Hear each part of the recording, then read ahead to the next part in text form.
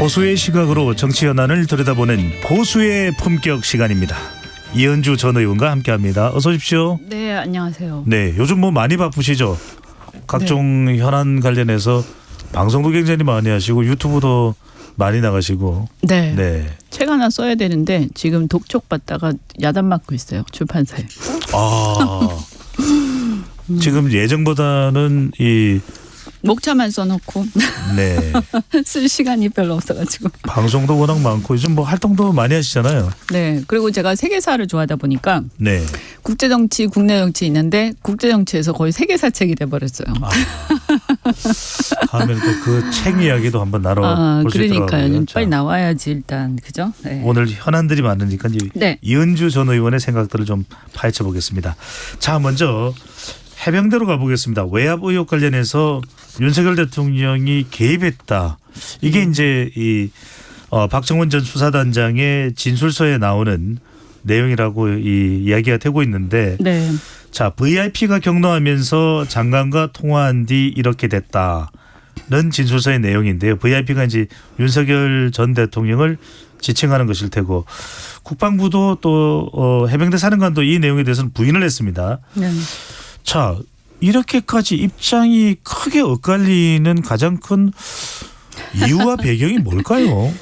아니 일단 당연히 부인하겠죠. 그게 네네. 사실이라 하더라도 국방부랑 사령관이 지금 여기서 맞다라고 하는 순간 예. 이거는 뭐 거의 이제 큰일 나는 거 아닙니까? 네, VIP는 윤석열 대통령입니다. 네네. 네. 그러니까 당연히 현재 상태에서는 살아있는 권력이잖아요. 그 살아있는 권력에 대해서 그 밑에 바로 직속 국방부 장관 또 사령관이 이걸 설사 사실이라도 신할 수가 없죠. 저는 이제 권력에 힘이 빠지면 사실이 사실대로 얘기하시지 않을까라고 생각합니다. 이은주 의원이 보실 때는 박정원 전 수사단장의 진술서 내용이 네. 더 사실에 가깝다 이렇게 보시는 거예요? 사실의 가능성이 굉장히 높죠. 왜냐하면 사실 이해가 안 갔잖아요.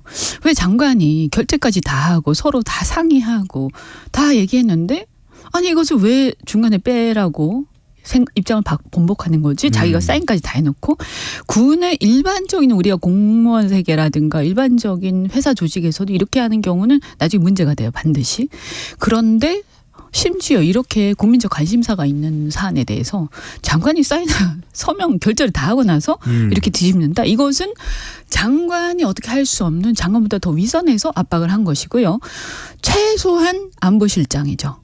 최소한 안보실장이나 뭐 정책실장이나 또는 비서실장 아니면 대통령 그 정도. 그리고 그들이 그렇게 만약에 안보실장, 비서실장 이런 사람들이 만약에 압박을 했다라고 하면 네. 그것은 대통령의 뜻일 가능성이 많죠. 근데 대통령이 직접 이렇게 격노하면서 얘기했다.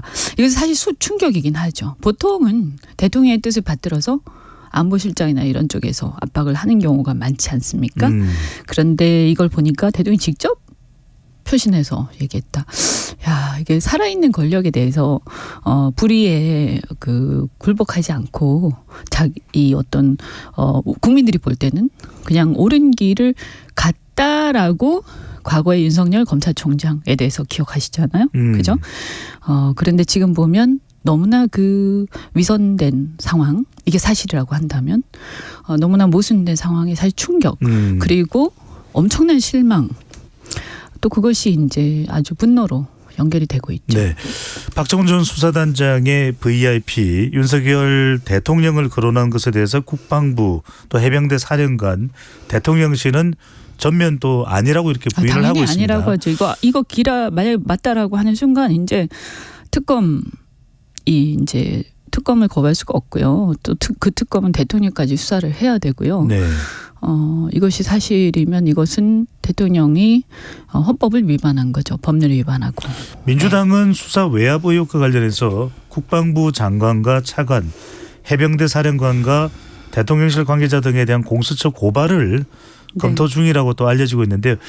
대통령실이 수사 계획서를 미리 받아본 것과 수사 자료를 달라고 한 건 모두 불법이라며 이 부분도 고발장에 담길 것이라고 밝혔는데요. 이은주 의원은 또 법조인이시기도 하지 않습니까? 네. 공수처 수사도 하나의 이 민주당으로서는 진상을 규명할 수 있는 방법 네. 보고 있는 것 같은데 네. 그렇게 될 수 있다고 보십니까? 어떻습니까? 아니 원래는 공식적으로 보면 그게 맞죠. 공수처가 이런 걸 수사하라고 있는 거죠. 그런데 과연 수사 제대로 할 수 있을까? 독립적으로 이런 생각이 들고요. 네. 그래도 지금 할 수 있는 방법은 예를 들어서 특검을 한다라고 하더라도 대통령이 강력하게 저항하고 반대할 거기 때문에 여당하고 이게 쉽지는 않을 거 아니겠어요. 그러니까 일단 공수처에다가 이렇게 하겠죠. 야당 입장에서는. 네. 근데 제가 볼 때는 결국은요. 총선 이후에 수사 여부가 결정될 것 같아요.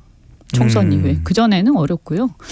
총선 이후에 어쨌든 민심을 보고, 그죠? 네. 민심을 보고 이렇게 뭐 수사기관이라든가 공무원들도 입장을 좀 정리하지 않겠습니까? 예를 들어서 대통령에 대한 재신임? 대통령이 너무너무 잘하고 있어서 국민들이 밀어줘야 되고 이런 거 가지고 괴롭히지 마라 이렇게 나오면 그러면 사실은 임기 끝날 때까지는 좀 어렵죠. 다행히 우리나라는 5년 단임제예요. 그래서 그나마 다행이에요. 우리나라는 5년 단임제라서 5년이 지나면 뭐 싫든 좋든 진실은 다 밝혀지게 돼 있어요. 그때 가서 굳이 감쌀 이유는 없기 때문에요. 그게 사실이라고 한다면. 그런데 일단 그게 아니더라도 총선 이후에 국민의 민심 여하에 따라서 사실을 만약에 지금 말을 못하고 있는 상황이라고 총선 결과에 한다면 따라서 한다면 그 사실이 나올 가능성이 있죠. 양심선언 이런 게. 네. 국민의힘이 우세하면 임기 내내 밝혀지기는 힘들 것이고 더불어민주당이 우세한 총선 결과가 되면은 관련해서 밝혀질 가능성도 열려 있을 것이다. 더불어민주당이 우세할 필요는 없죠. 다른 당도 나올 수 있으니까요. 네. 어디까지는 의혹입니다. 네. 제가 지금 말씀드리는 것은 한 방송사에서 보도가 된 의혹입니다. 네, 그럼요. 네. 만약에 윤석열 대통령이 이게 사실이라면 그렇다는 네. 것이죠. 네. 이런 일로 사단장까지 처벌하게 되면 누가 사단장을 할 수 있겠냐라고 말했다고 전해지는 의혹이 있습니다. 네. 이런 일로라는 이 표현에 주목한 분들이 많으실 것 같은데. 저는 그 말을 듣고 굉장히 분개했어요. 왜냐하면 이런 일?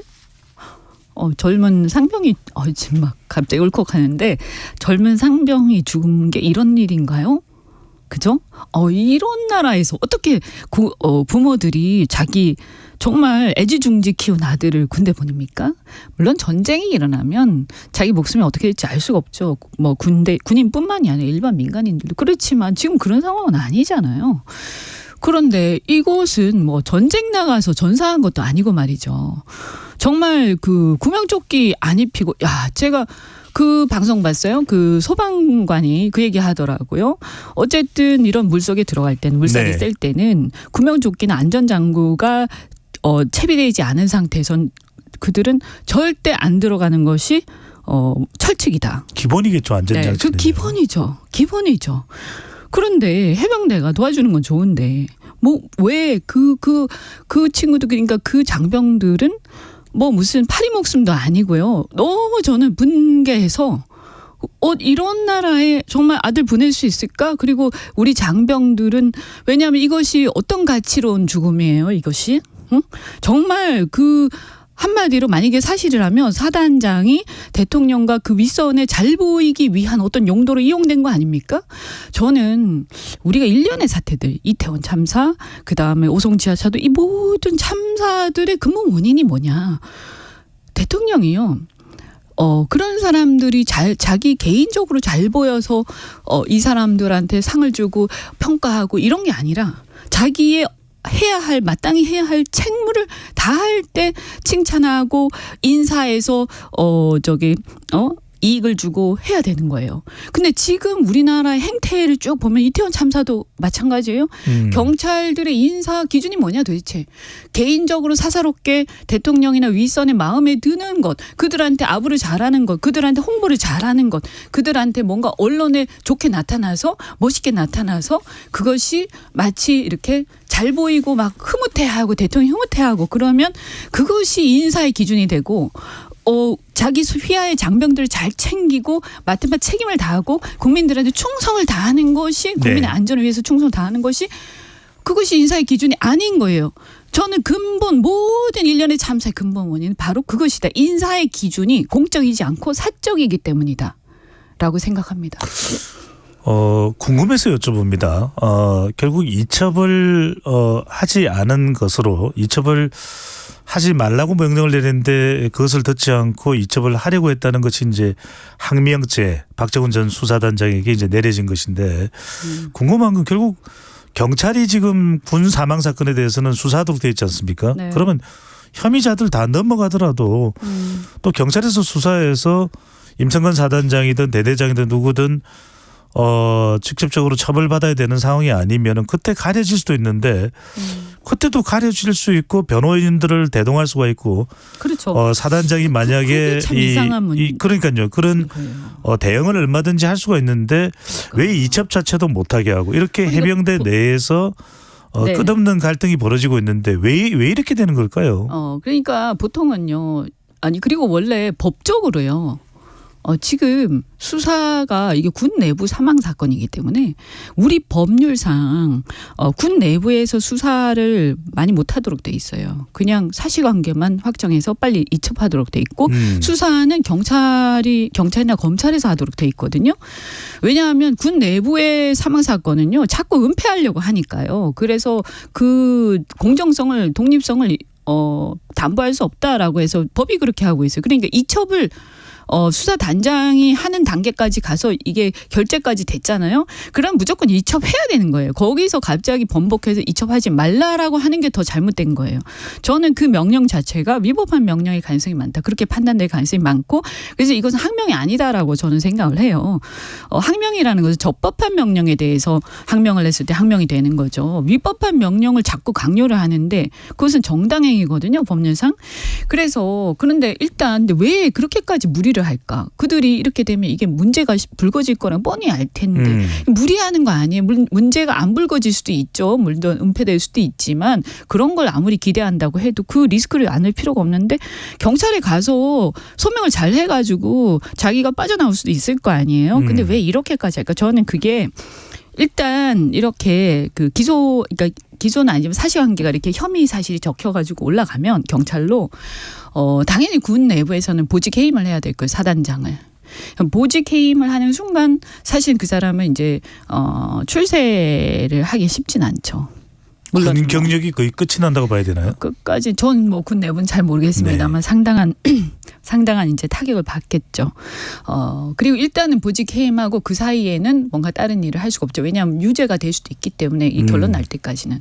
그래서 저는 이런 문제를 신경 썼다라고 생각이 되는데 그런데 세상에 이런 사건을 가지고 그런 것까지 다 배려하는 군인가라는 생각이 들고 그러면 그 사병물에 들어갈 때 배려 좀 하지 그랬어. 그리고 이게 이걸 보면서 그런 일로 사단장을 다 해임하면 누가 사단장 하겠냐. 저는 그걸 보면서 비슷한 생각이 들었어요. 100몇십 명의 일반인들이 죽었잖아요. 네. 그런 일로 이태원 참사를 말씀하시는 거죠? 경찰청장이나 장관이 사의를 표명하고 책임을 지면 누가 장관 하려고 하고 누가 경찰청장 하려고 하겠냐. 그런 일로 대통령이 오송 지하차도까지 가서 사과하고 한다면 머리 숙인다면 이게 대통령이 할 짓이냐라고 혹시 생각하는 거 아닌가. 네. 모든 것이 이렇게 대입이 되면서 굉장히 이게 설마 하지만 너무나 저는 기분이 안 좋고 이거는 저는 어쨌든 결국 밝혀질 거다. 이걸 숨길 수는 없습니다. 알겠습니다. 네. 자, 오늘 또 이슈가 많아가지고요. 네. 홍범도 흉상 논란으로 옮겨가겠습니다. 이번엔 육군사관학교로 옮겨갑니다. 자, 국민의힘 태영호 의원은 오늘 아침 KBS 라디오에 나와서 전 정부에서 문제가 생길 것을 알고도 공론화 없이 설치한 게 문제다. 그러니까 전 정부가 홍범도 장군을 지나치게 예우하고 설치한 것 자체가 문제다. 이렇게 일단 지적을 했습니다. 무슨 말이 그러니까 그분은 홍범도 장군의 흉상을 철거하는 게 맞다라는 얘기인가요? 그걸 전제로 얘기하는 거죠. 네. 그럼 뭐 얘기할 가치가 없는 거 아닙니까? 예. 지금 논의하는 것은 저는 뭐 대다수의 국민들이 홍범도 장군을 비롯해서 거기에 있는 그 우리 독립운동가들 나라를 위해서 희생하신 분들 그분들의 흉상을 철거하는 것은 문제가 있다. 그리고 일부에서 그런 문제 제기를 한다 하더라도 그걸 가지고 굳이 이것을 철거를 해서 흉상 가지고 그죠? 온 나라를 떠들썩하게 하면서 지금 군이요. 국제사회가 이렇게 복잡다단하게 가고 있는데 군이 뭐 하는 겁니까? 국방부 장관께서는 군 현대화. 그다음에 우리 군이 지금 사실은 뭐 여러 가지 핵 문제 이런 것들 그다음에 뭐 한미일 하지만 우리가 어떻게 남의 나라 믿고 국방을 합니까? 그래서는 네. 안 됩니다. 그래서 자주국방 또 우리나라는 앞으로 이 무기 현대화 어떻게 할 거고 그다음에 계속 이렇게 징병할 건가? 그럼 징병제에서 우리 이번에 최수근 상병도 죽었는데 사망했는데 그죠? 이런 부분들에 대해서 사기가 어떻게 떨어진 걸 어떻게 진작하고 우리 부모들 어떻게 해서 이런 거 좀 고민하고 말이죠. 이번에 보면 이제 어이없는 지난번에 그 무인기도 그렇고 아주 말도 안 되는 그 실수도 많이 했잖아요. 그러니까 네. 군 제대로 운영하는 데 관심을 가져야지 뭐 이런 데 신경 쓰고 있냐 국방부가. 네. 정말 할 일도 없구나. 일단 보통 국민들이 역사를 잘 몰라도 그런 생각하세요. 네. 근데 내용 자체도 틀렸잖아요. 그리고 그 전에 1945년 전에 국제사회는 이념이 뭐냐? 공산주의와 자유주의의 대립이 아니고요. 역사를 좀 공부하셔야 돼. 너무 무식해. 제가 보니까 무지해요. 그 전의 이념은 민족주의였어요. 그 전에 지배적인 이념은 민족주의였습니다. 특히 식민 지배를 받던 국가들은. 그래서 민족주의와 매국 사이에서 그 대립이 있었던 거예요. 민족주의 안에는 뭐 자유주의도 있고 무정부주의자도 있고 공산주의자 온갖 사람들이 있었지만 그것은 이제 태동 단계였기 때문에 그것이 그 안에서는 굉장히 혼재돼 있던 상태고 일반 국민들은 또 민중들은 그런 거 잘 몰랐어요. 일단 나라도 없는데 무슨 소리야. 응? 그래서 민족주의가 최우선 그 이념이었다. 그래서 우리나라의 국군은요 헌법에도 나와 있잖아요.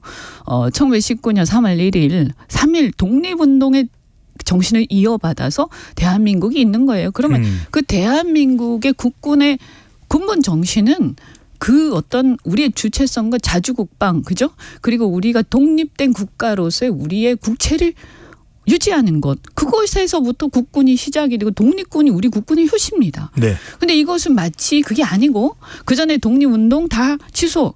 그거 별로 중요하지 않아. 1950년 그 6.25 이후가 우리 국군의 효시다. 뭐 이렇게 생각하는 것 같은데 그거 잘못됐죠. 그리고 어쨌든 6.25 이후에 전후로 해서 그 이후에 공산주의자하고요. 그 전에 말씀드린 것처럼 민족주의가 지배적 이념일 때 네. 그때 북한 지역에 있었기 때문에 공산당의 뭐 북한 지역이 아니라 소련 지역이죠. 그때 보면 간도 지방이니까 연해주 지방 이런 데잖아요.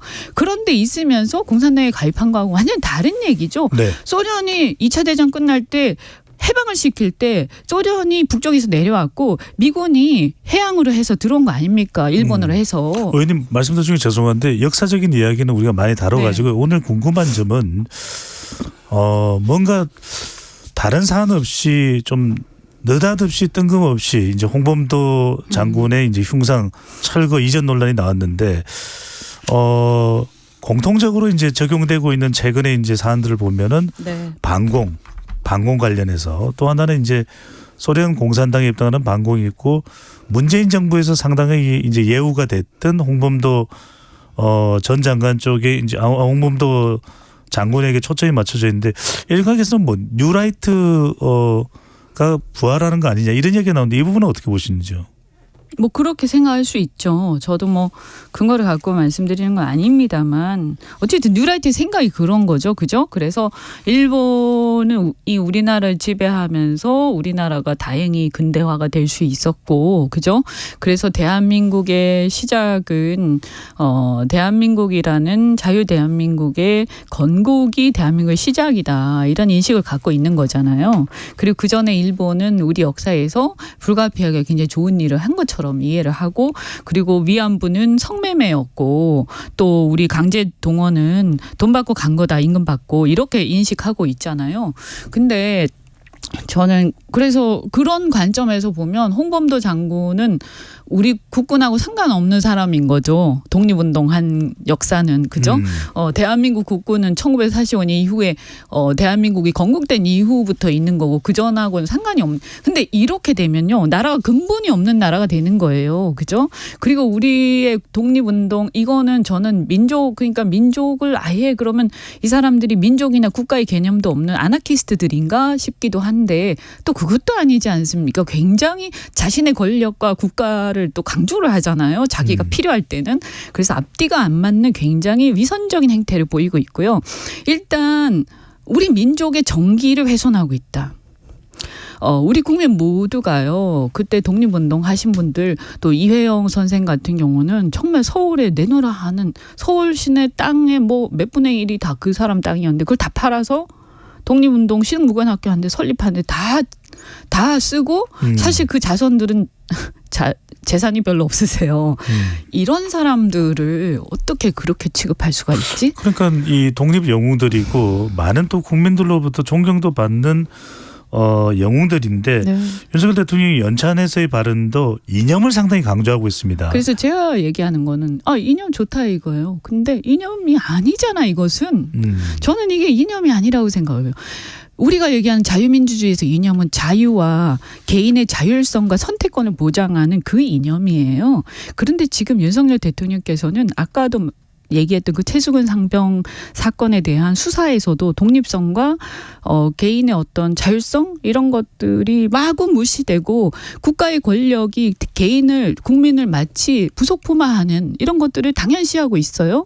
그러면 이것이 과연 자유민주주의 이념입니까? 지금 우리나라는 자유민주주의 이념 제대로 안 지키고 있어요. 현재 말이에요.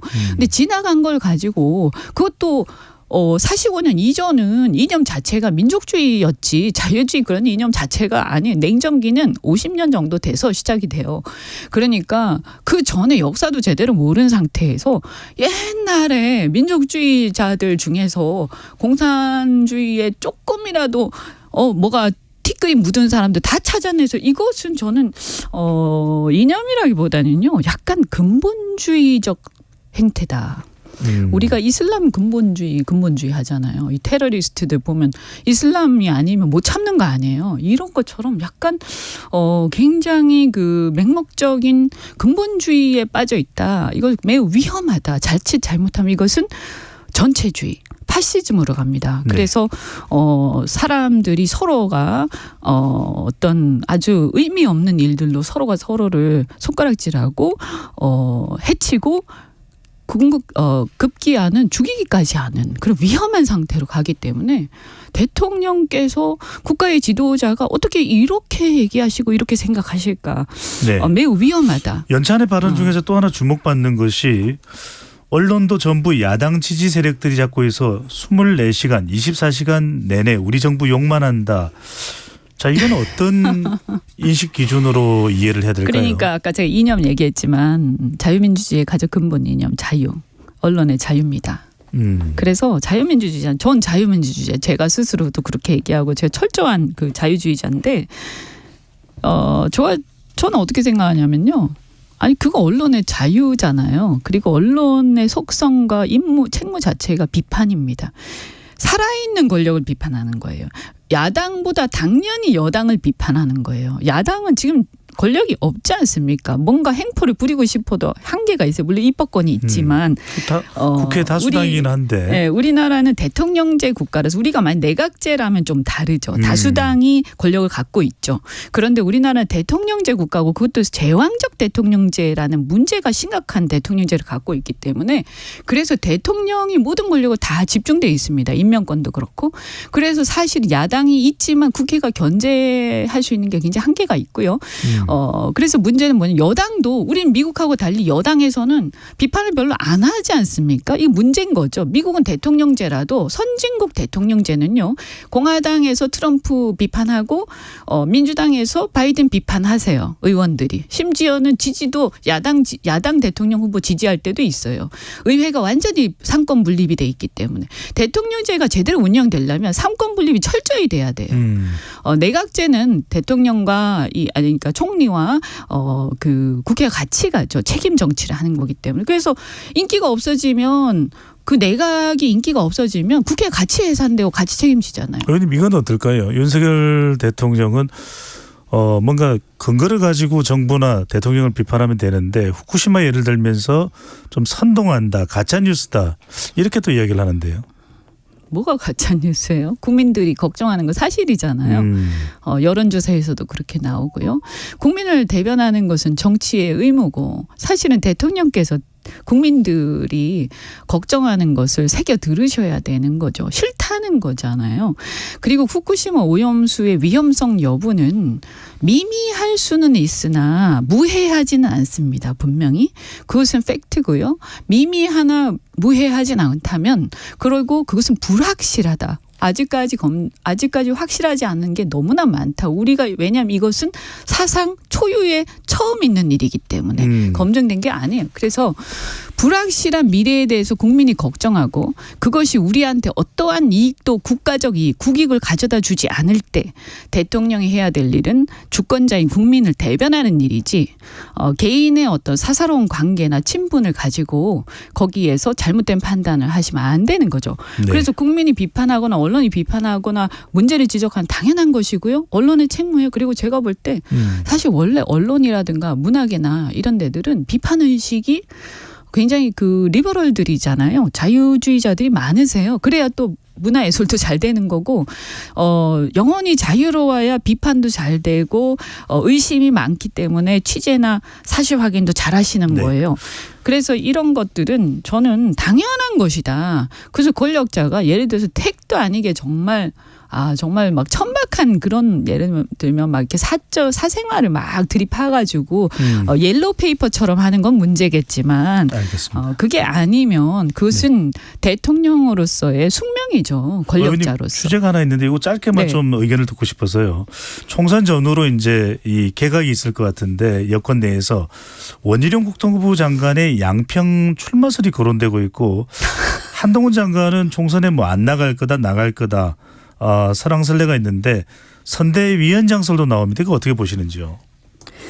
글쎄 저는 원희룡 장관의 양평 출마설 이런 것은 너무나 오기 정치의 끝판인 것 같다 이런 생각이 들고 지금 이 양평의 문제가 그렇게 오기로 해서 누가 누구를 이기고 지배하고 이런 문제 아니지 않습니까? 양평 국민들 그다음에 더 나아가서는 우리 대한민국을 위해서 어떻게 이 고속도로 문제 어떻게 할 거냐. 그리고 이 권력의 남용의 여지를 어떻게 없애고 이것이 많이 있었다고 하면 이것을 어떻게 사실관계에 밝힐 거냐. 그런 거 아니겠어요? 전혀 그런 어떤 출마하고 이런 권력관계와 상관없으니까 쓸데없는 생각 안 하셨으면 좋겠다.